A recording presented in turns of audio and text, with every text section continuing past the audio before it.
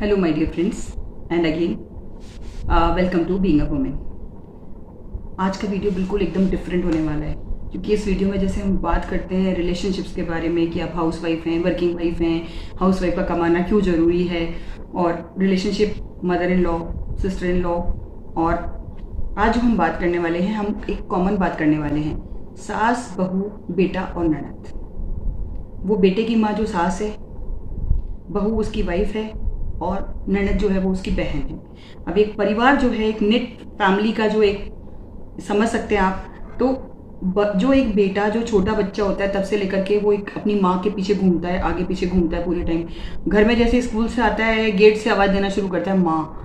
अब वो माँ, जब वो बच्चा छोटा होता है तब तक, इवन थोड़ा बड़ा भी हो जाता है, स्कूल लेवल तक, कॉलेज लेवल तक, ये पढ़ा दो, ये बता दो, एक एक चीज़ के लिए मैं कौन से कपड़े पहनूं, एक एक चीज़ के लिए अपनी माँ के ऊपर डिपेंड होता है।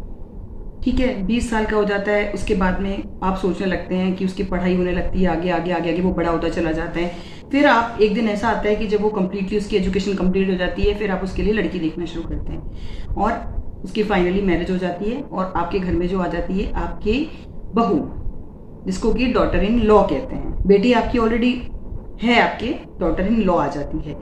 तो फ्रेंड्स, जहाँ एक लॉ वर्ड आ जाता है, इन लॉ, बस वहीं से डिफरेंसेस शुरू हो जाते हैं। अगर ये चीज़ एक कॉमन चीज़ ये हो जाए और सभी समझें, सास भी ये चीज़ समझे कि ये मेरा बेटा है, मेरा ही बेटा रहेगा, लेकिन आज जो एक घर परिवार अपना छोड़ करके आई है उसका भी राइट है, और ये बेटे के पीछे ही आई है। और आपके जो रिलेशंस हैं चारों के, ये सास, बहू, बेटा, ननद, उसके आने की बेटे की वजह से ही बने हैं। वो घर परिवार में आए तो बेटे की वजह से ही है ना।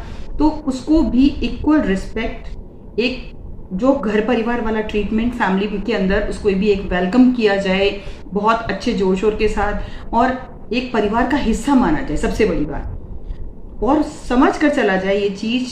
देखिए, मदर इन लॉ को भी ये चीज़ समझनी होगी कि जब मैं अकेली थी तो बेटा पहले मुझे पूछते हुए आता था।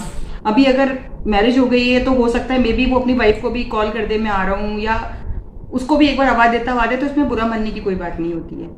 पहले आप उसके लिए हर एक चीज़, कपड़े उसके लिए लेने जाती थी, यूनिफॉर्म उसको लेने दिलाती थी, एक एक चीज़ के लिए आप पे डिपेंड था वो।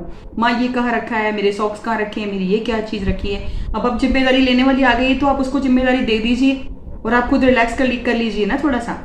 और थोड़ा चेंज करना पड़ेगा अपने व्यवहार के अंदर। जैसे कोई मिलने वाला भी आया तो वो पहले आपके लिए पूछते थे, अब वो बहू के लिए भी, बहू सपोज करिए बहू जैसे आगे खड़ी तो उससे मिल लिए एक बारी, तो कोई भी बात हुई उसको कह दी, आपको बुरा लग गया, मैं घर में मौजूद हूँ, मेरा घर है, मेरे से बात नहीं की, बाहर से इनसे बात करके चले गए, ये वाली सोच हटानी पड़ेगी। उसके बाद आ गई सिस्टर इन लॉ। वो आपकी जो बेटी जो है, उसको भी, वो भी किसी परिवार की बहू है।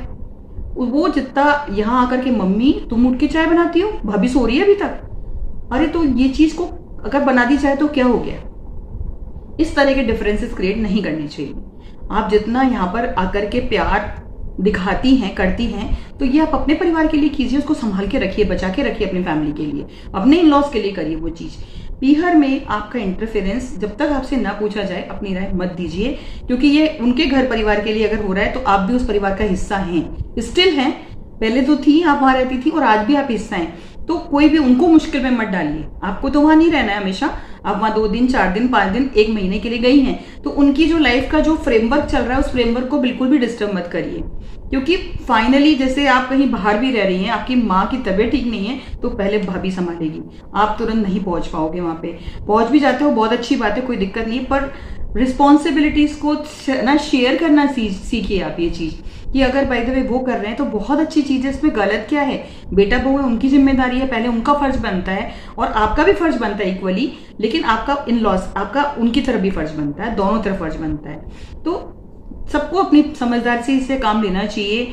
जो बेटा जो है, बेटे को भी ये समझना चाहिए कि वो बेचारा दोनों तरफ से एक सैंडविच बन जाता है। माँ की तरफ बोलेगा तो प्रॉब्लम, बीवी की तरफ बोलेगा तो बोलेंगे जो रुआ गुलाम है, माँ की तरफ बोलेंगे तो भैया ये तो माँ की वो करते हैं, तो मतलब उसको तो उसकी सिचुएशन तो ऐसी हो जाती है कि वो तो कुछ बोल ही नहीं सकता बेचारा। अब ये जो तीनों लेडीज हैं, सास, बहू और ननद, इनके बीच में वो एक चक्की बन जाता है जो पिसता रहता है, उसको समझ ही नहीं आता कि मतलब मैं क्या करूं फाइनली। तो इस परिवार को बचाने के लिए बहू को भी समझना चाहिए ये चीज कि ये सास है, ननद है, कोई बात नहीं, धीरे धीरे लाइफ के अंदर सिचुएशंस चेंज होती हैं, जैसे जैसे मैंने कई शादियों को देखा है, पुरानी होती जाती है, अंडरस्टैंडिंग बढ़ती जाती है और धीरे धीरे माहौल हो जाता है। लेकिन शुरू के जो 2 से लेके 5 साल होते हैं फ्रेंड्स, इतने ज्यादा डिफरेंसेस रहते हैं। मैंने मेरे जो व्यूअर्स हैं इतने कमेंट देखे, मैं उनसे सबसे पहले सवाल यही पूछती हूँ ईमेल पे कि तुम्हारी शादी हुए कितने साल हो गए? 1.5 साल, 2 साल, 2.5 साल, इससे ज्यादा नहीं होते।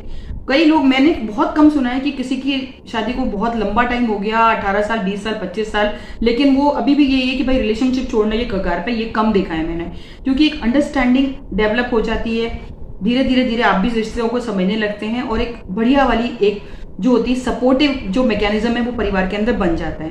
तो इस चीज को शुरुआत से बना के चले तो क्या दिक्कत है? क्यों अपनी लाइफ के कुछ साल खराब करें, खुद के भी, दूसरों के भी और फैमिली मेंबर्स के भी। बेटर है एक अच्छी अंडरस्टैंडिंग बना कर ही चले आगे, तभी परिवार नजर आएगा। आपको मेरी वीडियो थोड़ी भी अच्छी लगी हो तो इसे लाइक कर दीजिए, शेयर कर दीजिए और चैनल को सब्सक्राइब कर दीजिएगा। Thank you, thanks for watching, नमस्कार।